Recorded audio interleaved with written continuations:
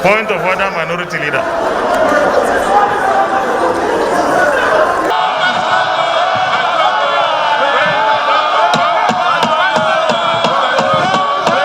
Distinguished senators, members of representatives. Let's stop now. If we cannot save this country, we stay in our homes. Our country is bleeding. People are in poverty. There's no food. People are hungry. Insecurity is threatening us. We cannot pretend. It's better we're not here than to not see that here. People are dying. Every day Nigerians are dying. We must learn to education. That's for me, Mr. President. All right, good morning and many thanks for finding time to join us on this platform, Political Arena, reaching you live from our city of Warri. You're on to Delta Rainbow Television. Political Arena, it's a program that x-rays recent political happenings in our nation. Sometimes we take you outside the shows within the sub-region with a view to finding reasons and sense why things happen. We bring in guests to help us make sense of it all. Now, yesterday was the International Women's Day, and so much was said about that. Long speeches, organizations, non-governmental organizations holding various forums for that. However, in Nigeria, the gift the women received before that day was for the House of Reps to have thrown out 3 of the gender-sensitive bills talking about citizenship, a situation where a Nigerian woman married to someone other than Nigerian, that the spouse becomes a citizen. Indigenship, situation where the woman is married to someone from somewhere other than her own state. And of course, 35% affirmative action. Now, all of these issues that in other politics all over the world, they have been given room for hearing, as it were, and then some are already been implemented. In Nigeria, the House of Representatives yesterday made a U-turn and said they are going to reconsider some of these bills. What is the crux of the matter? That will be our focus on Political Arena this morning. Christy Jahoyen quits my name saying welcome, but that will be after the news roundup with Ogene Karu. Hello, Karu. Hello, ma'am. You're welcome to the news roundup segment of the program Political Arena. A federal high court sitting in Abuja on Tuesday sacked Governor of Ebonyi State, David Umahi, and his deputy, Dr. Eric Kelechi Igwe, over their defection from the People's Democratic Party to the All Progressive Congress. The judgment delivered by Justice Iyan Eko held that the total number of 393,042 votes Umahi secured at the March 9, 2019 Ebonyi State governorship elections belonged to the PDP, hence could not be legally transferred to the APC. The court noted that both Umahi and Igwe's defection to the APC not only threw out the PDP, but also the vote belonging to the party. In a swift reaction, Governor Umahi said the judgment which rendered him and his deputy removed on Tuesday was purchased. He said he is still the governor of Ebonyi State, noting that there is no constitutional provision for any axeman to remove him as governor. Senator Ademola Adeleke, popularly known as the Dancing Senator, and Prince Dontu Babayemi emerged as candidate of the People's Democratic Party for June 2022 governorship poll. A faction of the party led by Mr. Sunday B headed governorship primary at Osogbo City Stadium, while Wale Ojo-led faction held another primary at WOCDIF Center, Osogbo. Announcing the result of the primary held at Osogbo City Stadium, the Deputy Governor of Bayelsa State, Senator Lawrence Wijakbo, who was the chairman of the governorship primary, said Adeleke garnered 1,887 to emerge victorious, while Fatai Akimbade, Akin Gubi and Babayemi recorded no vote. Mr. Shaya Omiri got 4 votes. Both another primary held at WOCDIF Center Osogbo, the returning officer at Delani Ajanaku said accredited voters were 1,907, while 27 votes were voided. The two factions had initially disagreed on the list of delegates that would be used for the exercise. Speaking after the exercise, Babayemi described his emergence as challenge to turn around the state for the betterment. Adeleke is called on the party to unite ahead of the governorship poll, adding that their cooperation with PDP would defeat the all-ruling Progressive Congress at the poll. Commenting on the parallel primary held by a faction in the party, Bayelsa State Deputy Governor said the exercise held outside the one he supervised would not be recognized. The All Progressive Congress has said no leadership change have been effected in the caretaker extraordinary convention planning committee of the party. National Publicity Secretary Senator James Akpanadueduen disclosed this in a statement on Monday. This means the governor of Yobe State, Malam Buni, remained the chairman of the APC CECPC. He urged their teaming supporters, members, and indeed the general public to remain calm and support the governor Malam Muni Buni-led APC CECPC, assuring them of a rancor-free and credible national convention. This is amidst crisis rocking the party, which saw the governor of Niger State, Abubakar Sani Bello, presiding over a meeting at the APC CECPC at the National Secretariat of the party on Monday. And that does it on the News Running segment. It's back to Christy Ayonoko. All right, thank you, Karu. And moving on now, we will be picking it up from there. And most hated in the polity, of course, is that court judgment. And we would find out to what extent Governor Mahi would sustain this tempo. But then, our focus today, the women and the House of Representatives position on the gender bills that were initially thrown out. Stay tuned.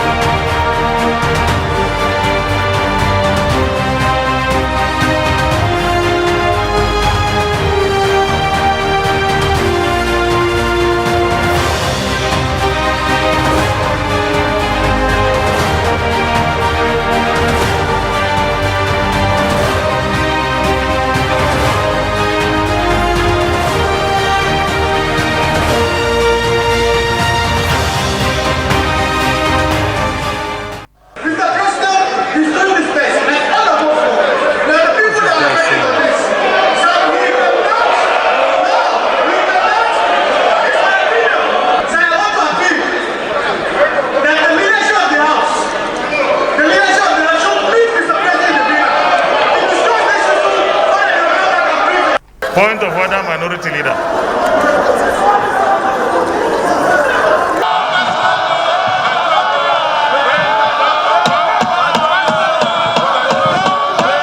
Distinguished senators, members of representation. Let's stop there. If we cannot save this country, we stay in our homes. Our country is bleeding. People are in poverty. There's no food. People are hungry. Insecurity is threatening us. We cannot pretend. It's better we're not here than to not see that here. People are dying. Every day Nigerians are dying. We must learn to education. As for me, Mr. President.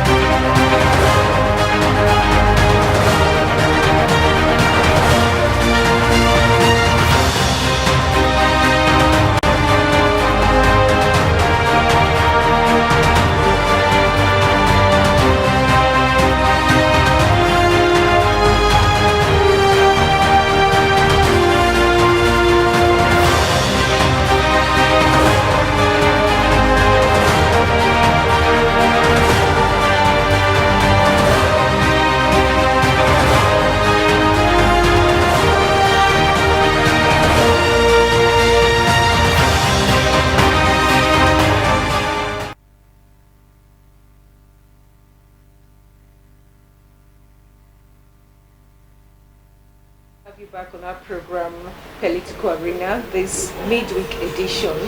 And of course, it's the 9th day of March 2022, a day after the celebration of the International Women's Day. Now, just before this day, days back, we have the House of Representatives in Nigeria actually rejecting bills that were sent to it in relation to gender sensitive issues, some have called it, and that's talking about the citizenship, indigenship, and of course the 35% affirmative action bills. But then in surprise, 2 days back, the House is making a U-turn to say that, well, when the constitutional amendment sitting review comes up again, they would revisit some of these bills. Now, what were the genuine reason for which these bills were initially rejected? How does it obtain in some other countries in the sub-region, especially if we take Ghana, which is in West Africa or South Africa, where women representatives are concerned in their parliaments? We would be looking at these and more, and what the implication for their revisit would be as far as this is concerned. To help us make sense of it, we have in the studio Hannibal Emiko Odin. I hope I got that name right. Odin. Okay, he is a two-way. Okay, his leader Warri South Legislative, Warri Southwest Legislative. You're welcome. And he's in the midst of power today. Every other person is a woman. Okay, we have Mrs. Megbele Ogechi Jessica, Chairperson, International Federation of Women Lawyers, Warri Delta State. Thank you for joining us. Thank you very much. And nonetheless, we have Bresbe Timi. Mrs. Bresbe Timi is the chairperson, FI.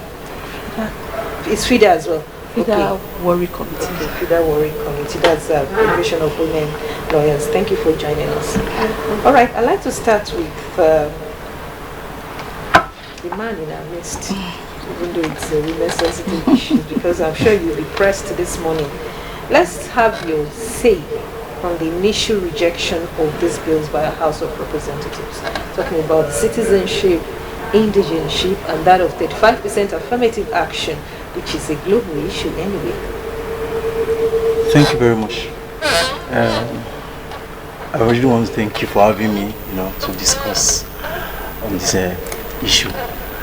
I would beg to be safe because I'm in the midst of two women and three women, and as it were, the entire country is tensed.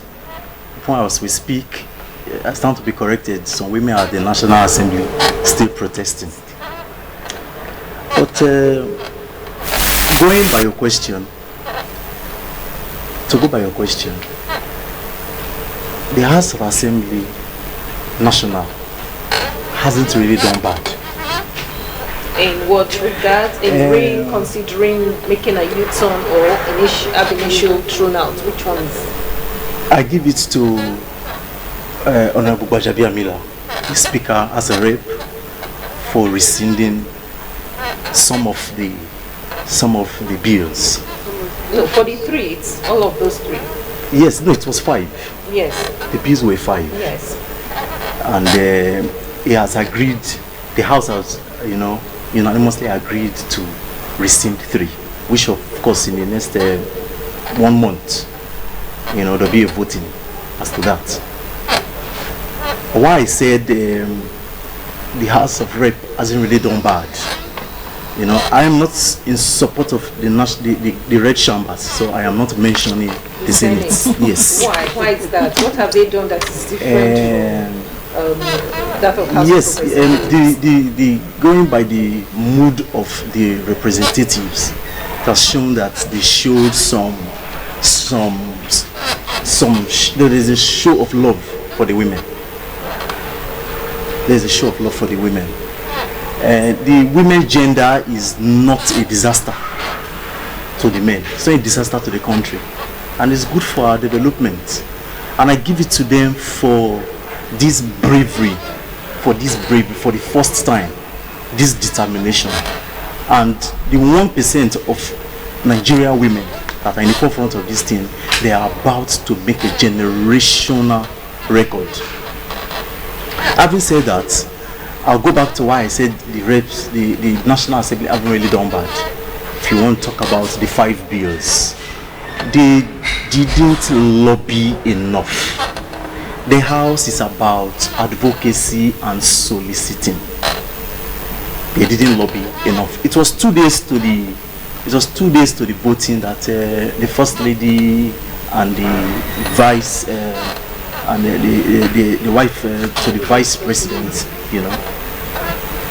made a visit. Yes, made a visit to the House of Reps. From the inception, they should have done appropriate lobbying. Not to consider that, oh, we are mothers, oh, we are wives. So what happens? The way you overcome men in the bedroom or in the sitting room, that's how you will subdue them in the parliament. It is a hollow chamber. That place is called a hollow chamber, where these 2 things I mentioned, advocacy and soliciting, is supposed to take place prior to voting. So they were rather late. And I'm sure that was why the entire 5 was thrown out. But we still give it to the Speaker for rescinding 3. And of course that 3 is, if you ask me, are the 3 that from inception I have supported against the 5. All right, thank you very much. Let me come to Mrs. Megbele. That's Megbele. Ogechi Jessica, Chairperson, International Federation of Women Lawyers for Delta State. Now, for quite a while now, there's been this groundswell of action, protest, reactions as far as gender issues are concerned. And for the 35% affirmative action, that's way back, even from the Berlin conference, we have had this. But in Nigeria, we have not seen qualitative implementation of this position. When you talk about the other room or lobbying, like he has talked about, what role will all those have to do in gender-sensitive issues like this?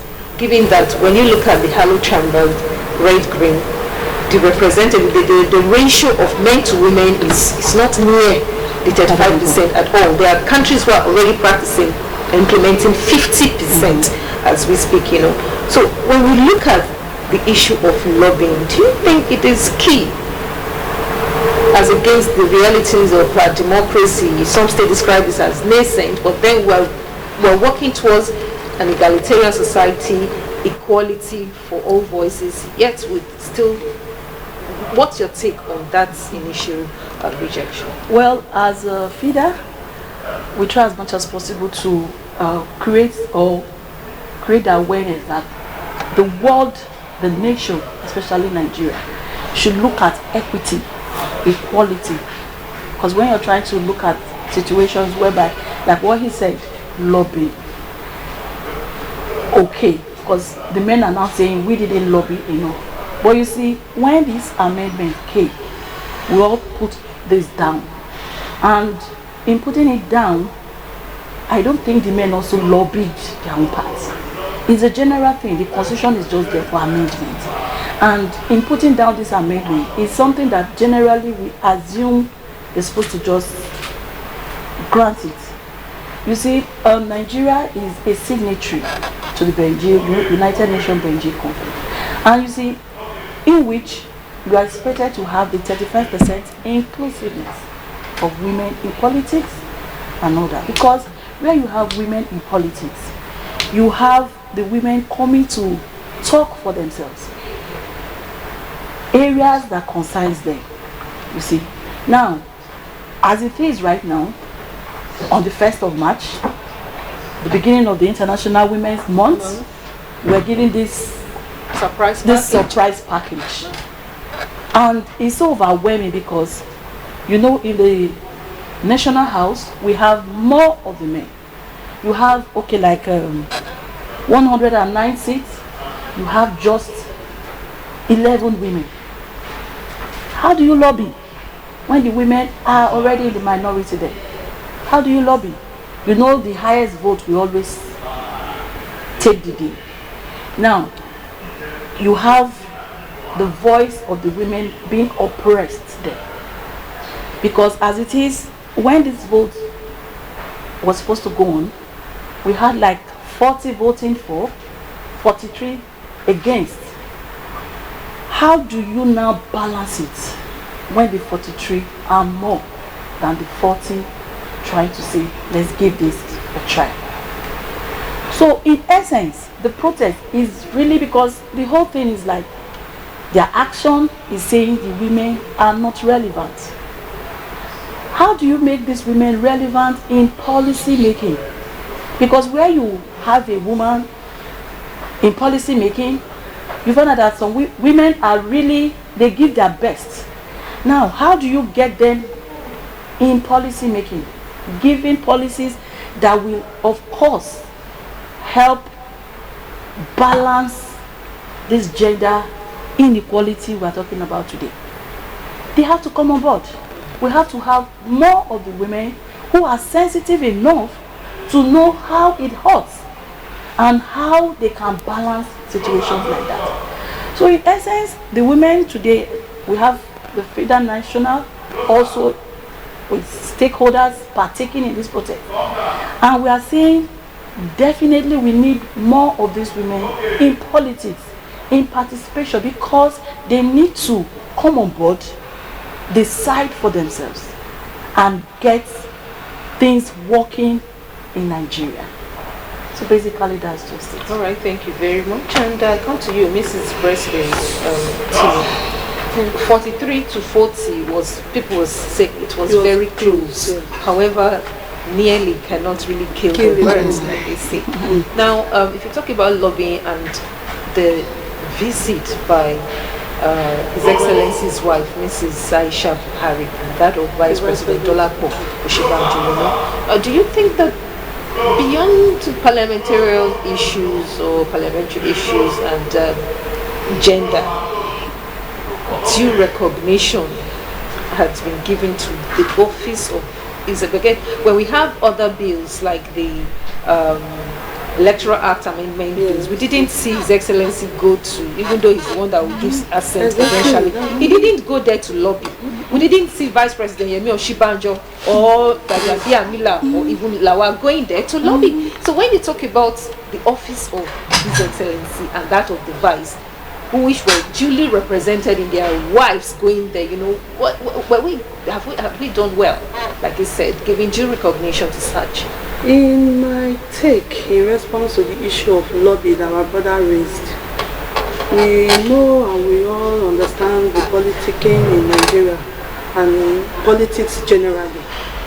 In situations like this, there is the room for lobbying, and we all know that when you want to lobby, you don't necessarily must come to the head that I'm lobbying you to accept or reject whatever I intend to pass.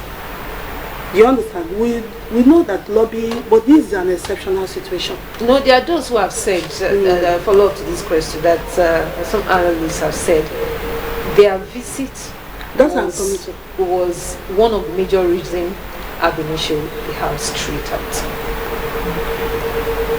That means you have come. That means we ought not to bother to lobby. Want to create some kind of buy. Want to come to influence. That means if that is the point, that means we ought not to bother to lobby. By presenting the bill and by the 35% affirmation policy that is all over the world, we don't need to bother to lobby them. They ought to just know that we ought to start. It's just like reminding them of a policy that is already on ground, but you people are neglecting it. We are not bringing this bill to sensitize you people more, so people can remember us that we already have this kind of agreement and you are always not keeping it. So we don't, if that is the reason for them, that means we don't need to lobby. You just ought to take a natural course and also know that there's already an existing percentage that is protocol. Exactly. That is supposed exactly. And like you said, some other countries are already going beyond 35%. Some are already practicing 50%. So if that's the case, we ought not to even lobby.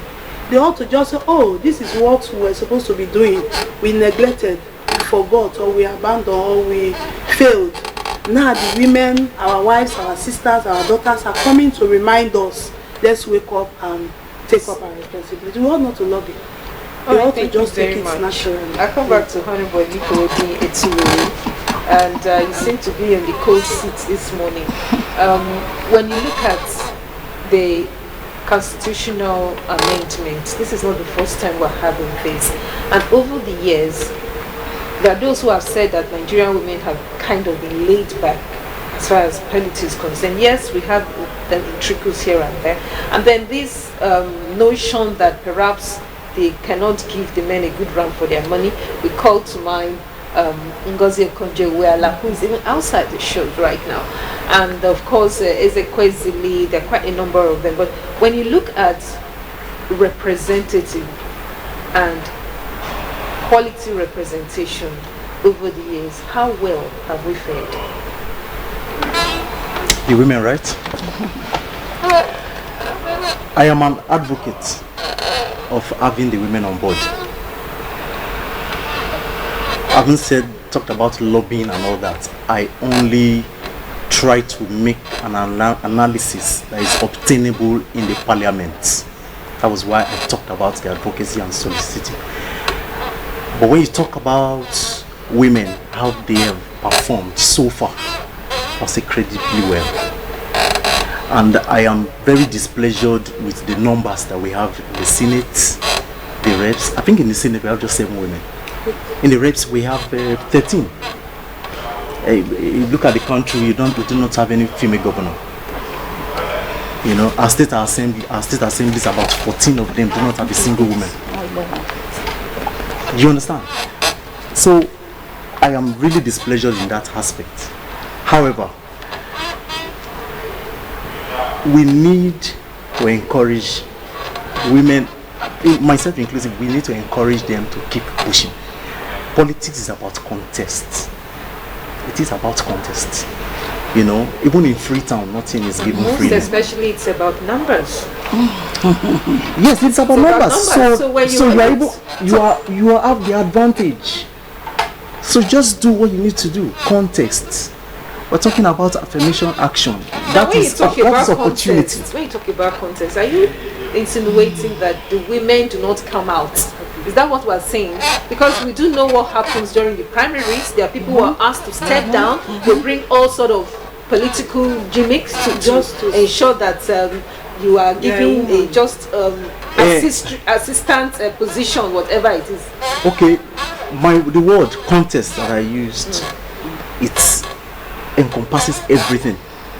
As it were, they're contesting the norm. The protest, as it were, is contesting the norm. I'm talking. It's not election or not by election right now. You are protesting to have 35%. Do you understand me? They are protesting to have citizenship and indigenship. Yes. 35% are already signatory too. It is a done implementing. In all of that, what I mean by contesting is do some hard pushing. Now, I'll give you a very brief example. Okonjo-Iweala was able to push her best foot forward in the regime of Olusegun Obasanjo, and she was exceptional. So she didn't need any subsequent government to know that there is a better person somewhere, though it's in a woman. Do you understand? Though obviously we have men, we have this ego. This is a man's world. Unfortunately, we're not practicing what is obtainable in the developed world. That is why I said I am joining the women to advocate. Okay. All right, we'll hold you right there. If you're just joining us, the program is Political Arena, reaching you live from the city of Warri. We're taking an X-ray of the ab initio rejected gender bills by the House of Representatives, talking about citizenship, indigenship, and that 35% affirmative action. Now, let me come back to you, but I'd like a viewer to know that they could be part of this program this morning by calling on to the number 0815 037 2800. That is 0815 037 2800. Give us a call and make your input. I'll come back to Mrs. Megbele. Jessica. Now, when we talk about he calls it push hard pushing. He calls it contesting. Okay, there are actually some analysts who are of the view that the women are not pushy enough. And when we look at that issue, Mrs. Mebele, for each election we have, whether we once had a situation in this country where a woman was running for president and had just one vote, if I could recall. Yes, okay? And then you feel that women are not pushing. But at the primary level, for instance, thank God for direct primaries, for the Electoral Act Amendment, the rest will begin to see that narrative changing. However, I have an issue. Women who buy the expression of interest from, even at that point, at that stage, we see a lot of wranglings within the parties that they are, at the end of the day, influenced to step down. What do you think the women can do as far as 2023 just ahead is concerned, looking at these bills and looking at how hard pushy they could be? Well, the truth about it is this. At the primary levels, most oftentimes, okay, like when decisions are being made, they kind of relegate the women. They make you feel you just cannot be the head.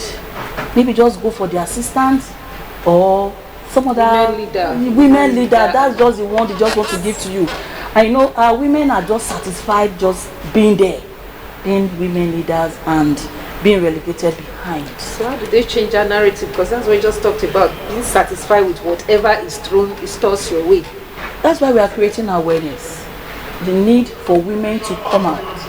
And not just coming out, we need to tell ourselves this is our time. We need to come out, brace up, get focused, because a lot of women are being discouraged because we have a lot of challenges. You have the family there, you have friends also telling you, look, you cannot do it. You are not, is it only you? Things like that. So such challenges, we need to look at such challenges and then let our women know that the time is now. You need to come out as a woman, be bold, because we are not looking at it as in they should give the women this on a platter of gold. We should fight for it, because what the men are actually saying is we are not fighting for it. I think it's a call for women to stand up, because really if you have to do this, you have to fight for it. I'll give a scenario. We have a very good woman, a great Fidan, Honorable Evelyn Oporu. She's focused, she's straight. She knows what she wants to get and she goes for it. Even in the midst of men, she's still paving way. So we should have lots of women like that will come out and say, look, I need to get this. And you are focused, you want to get this, you go for it. Not minding the challenges you're going to get, because the challenges are going to be there. All right. We'll hold you right there as I go down to Mrs. Braithwaite and Sydney. We need to be more outspoken and go far-reach. Now, when you get to the political party level, you look at internal democracy at the political party level, and you're asked to, you more or less, the word you use, relegated. How do you pick it up from there? We see a number of cross-carpeting as a result of that. Of course, the latest being that of Umai, not related to this now, but then because you cross-carpeted and you had gotten your mandate under a formal political party. Now, for the women, how well has this gone, for them when it comes to a political party A asking you to step down, and then you now have to defect to another political party? How has that helped our own push? Yes, affirmation. The women folk, like my brother rightly said, we need to also work on ourselves. But first of all, like my chairperson said, first of all, be sure of what we want. If, for instance, you are in a political party and you want some political appointment by contesting, first of all, you as a person, you have made up your mind that this is what I want, and I'm going to contest in the midst of men. Just like when I was in school, when we were all in school, the question paper for men and for women are not different. It's the same question paper, the same marking scheme, the same score, the same grades. It's how you prepare before the exam that determines your result. So your sex should not be a barrier, should not just be an hindrance. You shouldn't even think of it as that because I'm a woman, I will not be accepted. First of all, accept yourself. All right. And know that these are what I am supposed to do. So even if a man is coming to tell you because you are a woman, except he's giving you some other good and cogent reasons, but if he's giving you that reason, you know, sometimes they will not come expressly to tell you that it's because you are a woman. Right. They will make it look like that. But if you are feeling that it's because I'm a woman, that's why they are telling me, you know, you should first of all make up your mind that I am going for it, irrespective of my sex. Okay. That's what I want. All right, let's pick one of these bills and extra within the next 5 minutes we have left. And we make that of citizenship. A foreigner, an Italian, married to an Yoruba, Benin, Shekiri, Edo girl, what have you, you know, that the Italian should now be given citizenship and may now contest with another woman in a particular election and probably have an upper hand, you know. How do you size that bill? Like I mentioned earlier, some of those, the rejection of some of those bills I feel is very barbaric. It's absurd to have rejected those two bills, especially because it's obtainable. Even we feel happy when we get married to a foreigner and then we'll go over there and we obtain their citizenship. So I feel that it's a delinquency on the part of the parliament. Yes, okay. It's absurd. Okay, just 3 minutes to go. Mrs. Mebele, what's your take? It's discriminatory. Because as it is... but then there are those who are saying, look, it seems to be in more favor of the women when, okay, you're married to someone who is from other state other than yours. It's like having dual citizenship immediately because you can contest here, you can contest there. No, I'll give a scenario. Like what happened in Cross River. The chief judge was not allowed because she's not from. So you see, it's kind of dicey, because when it gets to maybe when you want something, they'll now remind you where you are from, forgetting that as a woman you have also played your part in that state where you are from. So that should be considered. Thank you very much. Our producer is asking us to wind this up, but I can't let you go without asking this question. You know, we have had the likes of Stella Odua, we have had Alison Desiane, and there are some men saying that when the women are corrupt, they're absolutely corrupt. What's your take? When the women are corrupt, they're absolutely, it's not correct, it's not proper.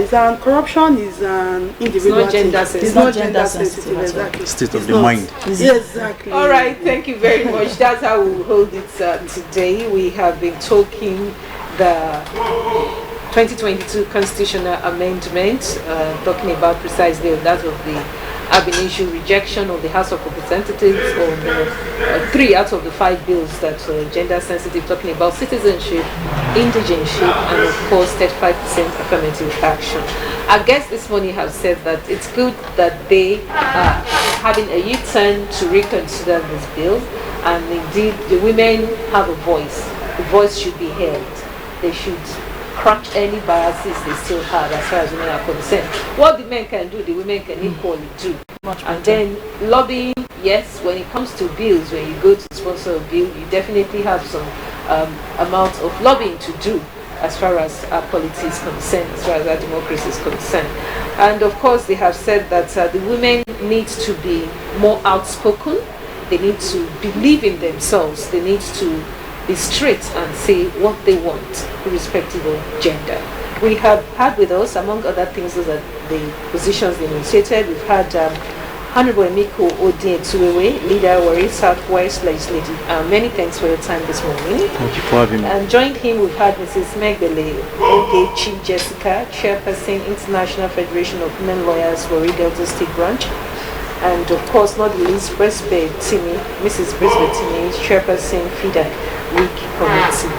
Thank you for your time. Thank you very much. All right. Christy Jahayan puts my name, saying many thanks for being here this morning. We'd like to appreciate our executive producer, Malcolm Uteri, our producers, Johnson Obaseje, Jan Glover, and Grace Matu.